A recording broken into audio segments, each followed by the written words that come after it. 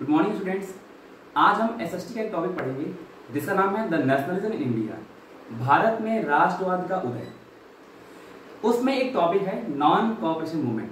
कैसे महात्मा गांधी के नेतृत्व में एक मूवमेंट स्टार्ट हुआ भारतवर्ष के अंदर, जिसे नॉन कोऑपरेशन मूवमेंट के नाम से जानते हैं। नॉन कोऑपरेशन मूवमेंट स्टार्ट होने से पहले पूरे वर्ल्ड में एक इशू क्रिएट हुआ जिसे बोलते हैं खिलाफत इशू। जैसे हुआ क्या कि बगदाद के खलीफा के पद को अंग्रेजों द्वारा खत्म कर दिया गया, तो भारत के मुसलमानों ने महात्मा गांधी का सपोर्ट किया। उन्होंने कहा कि हम आपका नॉन कोऑपरेशन मूवमेंट में तभी सपोर्ट करेंगे जब आप हमारा खिलाफत मूवमेंट सपोर्ट करेंगे। एक तरीके से महात्मा गांधी देखा जाए तो खिलाफत मूवमेंट में मुसलमानों को सपोर्ट किया और ऐसे हिंदू और मुसलमानों में एकता देखने को मिला और इस तरीके से एक वाइड स्प्रेड मूवमेंट भारत के अंदर क्रिएट हुआ जिसका नाम नॉन कोऑपरेशन मूवमेंट पड़ा under the leadership of Mahatma Gandhi. जब ये मूवमेंट अपने पीक पे था तो 5 फरवरी 1922 को महात्मा गांधी ने मूवमेंट को वापस ले लिया, मूवमेंट को कॉल ऑफ कर दिया। क्यों किया? इसके पीछे एक रीजन है। रीजन ये है कि आपको पता होगा कि गोरखपुर के अंदर एक जगह पड़ती है, बोलते हैं चौरी चौरा। चौरी चौरा में एक वायलेंस क्रिएट हो गया। आपको पता है कि महात्मा गांधी का जितना भी मूवमेंट भारत में था it was totally based on non violence, लेकिन उस मूवमेंट में क्या हुआ, वायलेंस क्रिएट हुआ। वायलेंस क्रिएट होने के बाद मूवमेंट को वापस ले लिया। ये नॉन कोऑपरेशन मूवमेंट अपने पीक पे था और एक बाइक मूवमेंट को वापस ले लेना महात्मा गांधी का, इससे खलबली मच गई इंडियन नेशनल कांग्रेस में। अब 5 फरवरी 1922 को जैसे ही मूवमेंट को वापस लिया गया, महात्मा गांधी को उठा के तुरंत जेल में बंद कर दिया गया 6 साल के लिए। यानी 1922 से लेकर 1928 तक महात्मा गांधी जेल में। हम ये पढ़ेंगे कि 1920 से लेके जो 1920 में नॉन कोऑपरेशन मूवमेंट स्टार्ट हुआ था, उसके बाद भारत में कोई ऐसा बड़ा आंदोलन क्रिएट नहीं हुआ क्योंकि महात्मा गांधी जेल में थे। तो 1930 में एक बड़ा मूवमेंट क्रिएट हुआ जिसे बोलते हैं सिविल डिसओबीडियंस मूवमेंट। तो 1920 से लेकर 1930 के बीच में से कौन कौन से इवेंट में उसके बारे में पढ़ेंगे। पहला इवेंट ये हुआ कि 1920 में जब महात्मा गांधी मूवमेंट स्टार्ट कर रहे थे नॉन कोऑपरेशन मूवमेंट, तो ऐसे बहुत सारे इंडियन नेशनल कांग्रेस के लोग थे जो उस मूवमेंट में पार्टिसिपेट करना नहीं चाहते थे। उनका ये था कि हम गवर्नमेंट ऑफ इंडिया एक्ट 1990 के बेसिस पे काउंसिल के इलेक्शन में पार्टिसिपेट करेंगे, उनका ये मानना था। लेकिन महात्मा गांधी के मनाने को मान गए, लेकिन अब तो महात्मा गांधी जेल चले गए थे 5 फरवरी 1922 के बाद। अब उनके पास सुनहरा मौका था, उन्होंने काउंसिल के इलेक्शन में पार्टिसिपेट किया after when Mahatma Gandhi call of the movement on 5 फरवरी 1922। इस तरीके से महात्मा गांधी जब जेल में गए तो उन्होंने काउंसिल के इलेक्शन में पार्टिसिपेट करना शुरू किया। ये पहला इवेंट था 1920 से लेकर 1930 के बीच का। दूसरा इवेंट क्या था, 1923 के अंदर इसी प्रयागराज के अंदर, इसी इलाहाबाद के अंदर 1923 में मोतीलाल नेहरू और चित्तरंजन दास के नेतृत्व में एक पार्टी का गठन किया गया जिसका नाम था स्वराज पार्टी। इनका मुख्य उद्देश्य क्या था, भारत में स्वराज की स्थापना करना। उसके बाद देखा जाए तो लंदन में एक टोरी गवर्नमेंट, जैसे हमारे इंडिया में क्या सेंट्रल गवर्नमेंट है ना, तो इंडिया की जो ब्रिटेन की जो टोरी गवर्नमेंट थी, उस टोरी गवर्नमेंट ने एक कमीशन बनाया under the leadership of sir John Simon, जिसका नाम पड़ा साइमन कमीशन। साइमन कमीशन गठन किया गया। उसका मेन ऑब्जेक्टिव ये था कि 1919 के अंदर जो गवर्नमेंट ऑफ इंडिया एक्ट आया है, क्या उस एक्ट के अकॉर्डिंग भारत के अंदर कॉन्स्टिट्यूशनल परफॉर्मिंग, क्या उस एक्ट के अकॉर्डिंग भारत के अंदर कॉन्स्टिट्यूशनल फंक्शनिंग अच्छे तरीके से हो पा रही नहीं हो पा रही, इसको चेक एंड बैलेंस करने के लिए साइमन कमीशन गठन किया गया।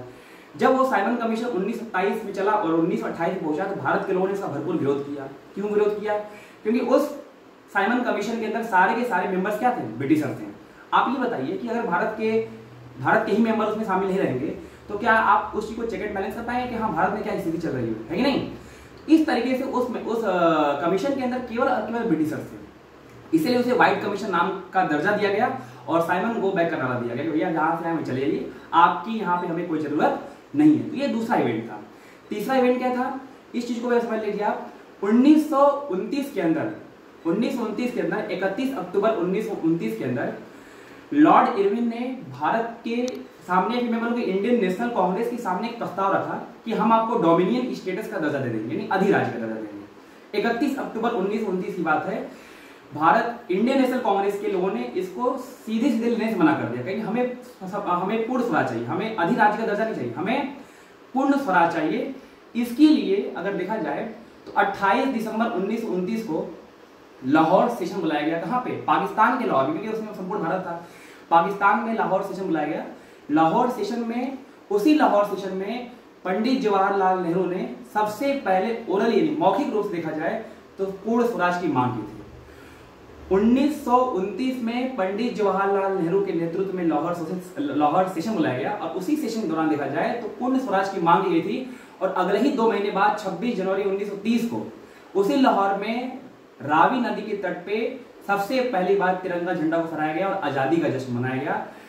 ये इसलिए मनाया गया कि हम आजाद हो गए, अपने आप को भारत के लोगों ने आजाद मान लिया, इंडियन नेशनल कांग्रेस के लोगों ने अपने आप को आजाद मान लिया और कहा कि अभी तो लड़ाई लड़नी है। और उसके बाद से आगे लड़ाई लड़नी उन्होंने स्टार्ट की। और आगे चल करके महात्मा गांधी के नेतृत्व में जब महात्मा गांधी जेल से बाहर आए तो एक बहुत ही बड़ा आंदोलन क्रिएट हुआ इंडिया के अंदर, that is civil disobedience movement. हम यहाँ पे एक चीज और समझ लेंगे, लास्ट टॉपिक, कि सिविल डिसओबीडियंस मूवमेंट और नॉन कोऑपरेशन मूवमेंट में डिफरेंस क्या था। तो non cooperation movement was totally based on non violence and civil disobedience movement was also totally based on non violence. Difference ये था कि नॉन कोऑपरेशन मूवमेंट में हम ब्रिटिशर्स गुड्स एंड सर्विस को बैकआउट कर रहे थे, लेकिन सिविल डिसओबीडियंस मूवमेंट में क्या था कि सिविल मतलब क्या होता है नागरिक, और डिसओबीडियंस मतलब डिसओबे, यानी कि हम भारत के नागरिक जितने भी नियम और कानून हैं जो हमारे खिलाफ है, अब से हम क्या करेंगे, उसका डिसओबे करना शुरू करेंगे। तो सॉल्ट मार्च के ही आधार बना करके, सॉल्ट मार्च क्या था, जैसे अंग्रेजों ने भारत के अंदर नमक के ऊपर कानून बना दिया था, टैक्स लगा दिया था। उस टैक्स को हटाने के लिए महात्मा गांधी के नेतृत्व में सॉल्ट मार्च स्टार्ट किया गया था 12 मार्च 1930 को, जो कि 6 अप्रैल 1930 से चला। 24 दिनों की यात्रा थी जिसमें 78 वॉलंटियर शामिल थे और कुल 240 माइल की यात्रा थी। इस तरीके से देखा जाए तो भारत के अंदर सॉल्ट मार्च के अकॉर्डिंग नमक कानून का विद्रोह किया गया और 6 अप्रैल 1930 से भारत के अंदर एक जबरदस्त आंदोलन शुरू हुआ under the leadership of Mahatma Gandhi, that was civil disobedience movement. इस तरीके से 1920 के लेके 1930 तक ये सारे इवेंट्स चले जिसको हमने पढ़ा आज। आगे इसके बारे में हम फिर पढ़ेंगे, तब तक के लिए नमस्कार।